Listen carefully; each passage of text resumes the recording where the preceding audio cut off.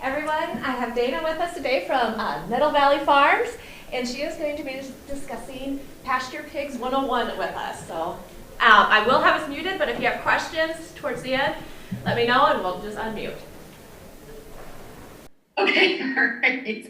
Sorry about that, everyone. So, hey, everyone. I'm so sorry I couldn't be with you all today. My name is Dana. I'm from Nettle Valley Farm, and yeah, thank you very much to the South Dakota Specialty Producers for having me virtually here to talk about this. I really wish I could be there. I grew up spending a lot of time in Pierre and Fort Pierre, just because that's where my grandma lived for many years. So, yeah. Thank you for inviting me. I'm going to turn my video off. So, let's see. Oh, I cannot. There we go. All right, great. So let's get into it. Yeah, so we're here to talk about pastured pigs today. Yeah, so I'm Dana, like I said, and my husband Nick and I are the main farmers here at Nettle Valley Farm. So our whole deal is that we raise and we're a finish only farm, so we don't farrow. We sell whole and half hogs each fall direct to families within 2.5 hours of our farm. And as you can probably tell from our logo, we're really into biodiversity, we're really into birds and bees and supporting all the wildlife and pollinators with our pastured pigs. Here's where our farm is. We're in the driftless area of Minnesota. So in that area, right by, we always say we're almost Wisconsin, almost Iowa. So we're way down there. We always joke about how we've got the weirdest property in Houston County. We've got 67 acres, that arc. Can you guys, I think you guys can see my pointer. So we've got this, we keep ruminants down here. We're doing a lot of silvopasture by subtraction with goats. And every once in a while we have it grazed with other ruminants. And here's where we live, and here is where we pasture the pigs. So we rent this area. We own this place and own this place, and then we rent some adjoining land. Weird, it's a very weird farm, but we make it work. So just a quick shameless plug on two aspects. We do have an apprentice program that we run through the Savannah Institute. So if you know of anybody who is interested in working on a farm like ours, we're full for this year, but for 2024, we do have availability. And then we also do run an incubator farm program where folks who aren't ready to necessarily buy their own farms or lease their own farms can farm with us and run their own enterprises. So just want to put in a quick plug for that. All the information is on our website, which is nettlevalleyfarm.com. So yeah, a little bit about our story. Nick and I are city kids. We grew up in the suburbs of the Twin Cities. So I fell in love with farming when I was 19, and I used to be a vegetable farmer, but then I made the switch to livestock. And kind of on a whim, I started with 3 large black hogs over the winter of 2015, 2016, and within weeks just fell in love with pigs as creatures. Like, we have a lot in common, pigs and I. We like to nap, we like to eat, we like to snuggle. We're pretty stubborn, so I really jived with pigs right off the bat. And right from the get-go, we knew we wanted to pasture the hogs. And so it was a steep learning curve, but that summer we did start with 10 Berkshire Mulefoots. Had a fantastic time of it. The demand for the pastured pork was through the roof. So that next year, 2017, we expanded to 25 heritage breed crosses, up to 40 the next year, and then up to 50 Hamp Durocs. And then, of course, COVID hit. So what many of you probably experienced was that demand for locally grown meat especially just went through the roof. So that's when in 2020 we scaled up to about 73. It was 73 that year, and since then we've worked with Hamp crosses. So we really like the Hampshire breed itself, and so we did some purebred hams. We've done Hamp crosses. Last 2 years, we've worked with primarily Hamp, Duroc, Old Spot, and York crosses. And this year, we're already 75% sold out of our hogs, and so we're probably going to scale up to 85. Another cool thing that we do on our farm is that we have a in partnership with Featherstone Farm, which is one of the biggest organic farms in the state of Minnesota. And they basically give us thousands and thousands of pounds of their culled produce each week. So they've got their best stuff for their CSA, second best stuff goes to either processing or the food shelf, and then the pig grade produce that really isn't quite fit for human consumption comes to us. So that's a cool thing that we do. So we're gonna cover a lot today. We're gonna blow through all of this. So let's save questions until the end. Unless Casey, there's a really burning question that's more about clarification as opposed to a big picture question. So we're gonna cover a lot. What we are not gonna cover today is we are not gonna cover farrowing, the process of keeping sows and boars and actually having litters of piglets. In my opinion, this is really more, this is a presentation for beginners, and some of the best advice I ever got when I was getting into pigs was just don't farrow right off the bat. It's really a whole different business model. It's a whole different level of skills. The way a mentor of mine put it was that finishing hogs on pasture, taking them up to market weight, is sort of like your undergrad, and then your farrowing is like your PhD levels. So we're also not going to cover what this would be like in super hot, dry climates, often because precipitation, if you only get 3 inches of rain a year, your forage levels aren't going to bounce back the way ours do in Minnesota, but a lot of stuff we cover today will still apply. We're also not going to talk about winter finishing. This is about during the spring, summer, and fall. So I also want to point out there's no foolproof formula for any of this stuff, and I just want to invite you to help yourself to many grains of salt. This is what has worked for us over the past, 9 years. I guess we're going up to we're coming into our 9th or 10th year, and I just want to invite everyone to bring a real spirit of curiosity and inquiry and constant observation and experimentation. What works for me could work on your farm, and could work, and for the folks who are working for agencies that work with farmers. None of this is an equation that you can just plop down anywhere. It's all got to be in the context of who the farmers are, what their financial context is, what their land is like. So and also I think I'm on the cusp of advanced beginner and moving my way into beginning intermediate farmer. So this is just what I have learned so far. What I always tell folks when they're thinking about adding a new farm enterprise is just make sure you know why you're doing this. As this pig is inviting us to ask, what is the point of all of this anyways?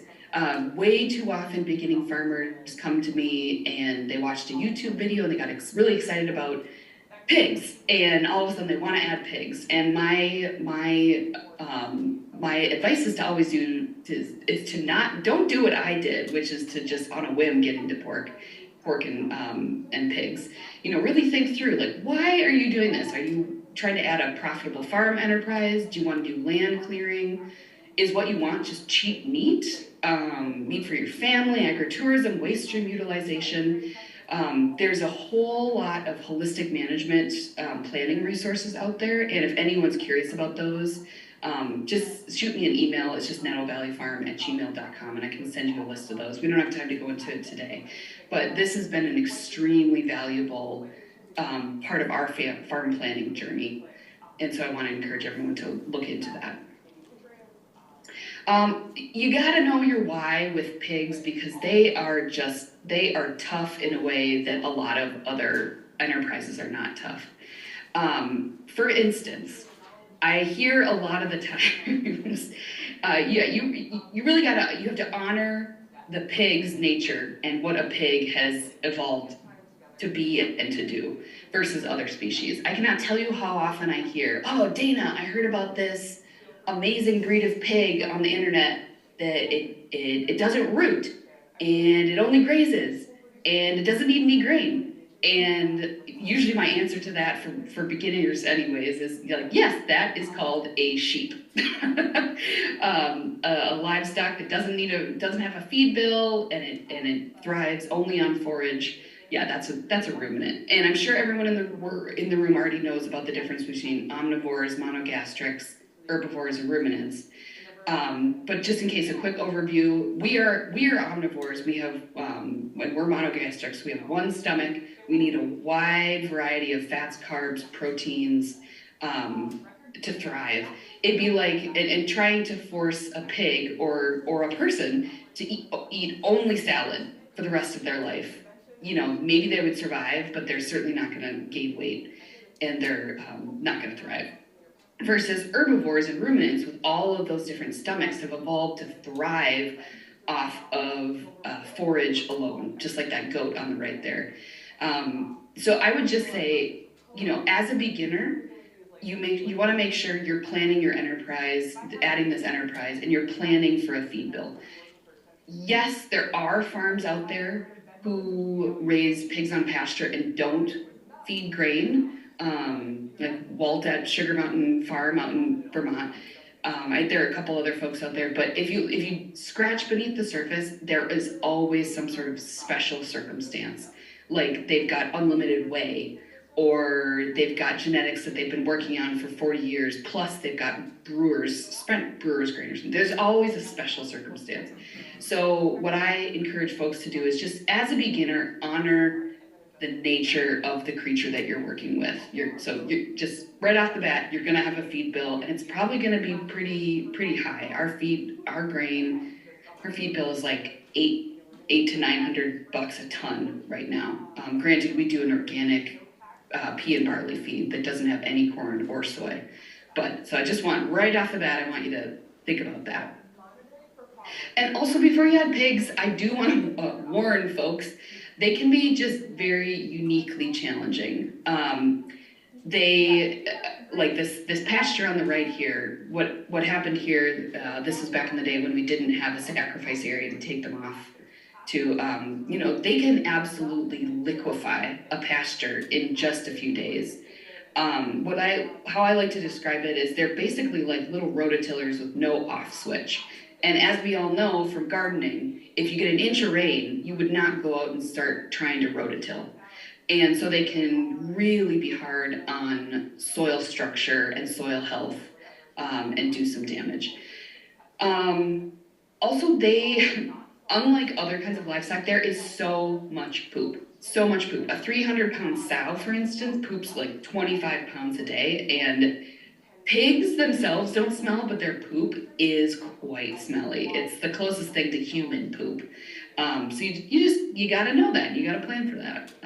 I actually think ruminant poop smells just fine, but pig poop, it's a horse of a different color. They're also very strong and curious and easily bored, and all that told, it means that they can be quite destructive and extremely hard on your equipment. And they're very smart, which also means they're very trainable, but they can outsmart you. And also there's just a higher potential for injury when you're working with hogs. Very strong jaws. They explore via their snout and taste. And so it's much easier to get a bite injury from a pig than it is from, say, a goat or a sheep. And also they're not exactly herd animals. They're in this weird middle category, you know, they're not predators and they're not prey. So you have to have sort of a higher level of livestock handling skills to work with pigs. But I don't want to scare you off completely. They are so glorious to have on the farm if you've got your systems dialed in and you're prepared for pigs as they are. And they're so delicious. They're in huge demand. I mean, the difference between a pastured pig and a confinement raised pig raised on concrete over a manure lagoon, you can't compare it. We like to ruin grocery store pork unfortunately, we've ruined grocery store pork for a lot of our customers. And also they can be amazing at converting waste, like what we use, into pork, but there's a lot of caveats on that one. So we'll save that for a little bit later, but we will come back to it.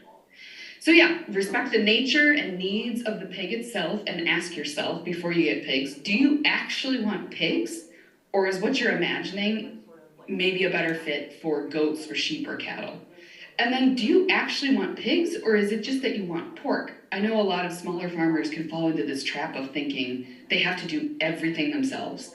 Like, if I want good bacon, I have to raise pigs. Like, actually, no, you don't. Probably the odds of there being a really amazing dialed in pastured pork provider within a couple hours of you, where you could buy a whole or a half hog, is probably pretty good. I'm always encouraging folks to not think of sort of rugged individualism as the key to resilience. Like, I really think that resilience and sustainability is about how many neighbors you have good relationships with, and who let's all just do the stuff that we're good at, and then trade with our neighbors, and support them doing the thing that they're good at. So today, let's just assume that you want amazing meat for yourself and a profitable farm enterprise. So why pasture finished pigs? You're attending this session, so you probably don't need me to go into too much detail about why pasture finishing pigs is the better option, as opposed to confinement feeding or deep bedded finishing. So pig health and happiness, I mean, you have not lived until you have seen a pig do zoomies on fresh, lush pasture. I mean, you really haven't. It's beautiful. They're so happy, and they taste so good. And then also potential farmer happiness. I mean, it's these are the living conditions. Being in this field with the pigs like this, that's the way I want to spend my days, as opposed to inside in a barn. The flavor is amazing. They get tons and tons of exercise, which leads to a beautiful dark red meat. You know, pork is not the other white meat. It's not supposed to be. And you get a lot more intramuscular fat, which, AKA, that's marbling, and that's where the flavor really comes from. You have the potential for soil health improvements if you really dial in your system. They do have some land clearing abilities, but you know, I only recommend that very cautiously. And they can be a great use for marginal land or pasture renovation. Also, the stuff that pigs want to eat also can double as pollinator and wildlife habitat. Also, pasture finishing pigs is going to mean that there's a lot less odor. So again, please think through the following things before getting your pigs. Don't be like me. Learn from my mistakes. There's tons of really good resources out there. There's Farminars from Marbleseed, Practical Farmers of Iowa, FACT, Sustainable Farming Association Minnesota. I'm sure the specialty producers of South Dakota have good resources as well. There's books, there's podcasts, there's actually some surprisingly helpful pasture pig groups on Facebook too. Also, go through this community services checklist before you get your pigs. You know, where are your knowledgeable neighbors and your emergency helpers? You know, if you've got a pig out and broke its leg on Sunday night, you know, who are the people who are gonna come out and help you? Do you have a meat processor with dates? Call the processors around before you get your piglets. A cull processor too is helpful. So somebody who maybe can butcher on the farm if you've got a pig that stops growing, and that would probably just be meat for yourself. But that's a good person to have a relationship with before you get your pigs. Make sure you have a large animal vet with pig experience on speed dial. And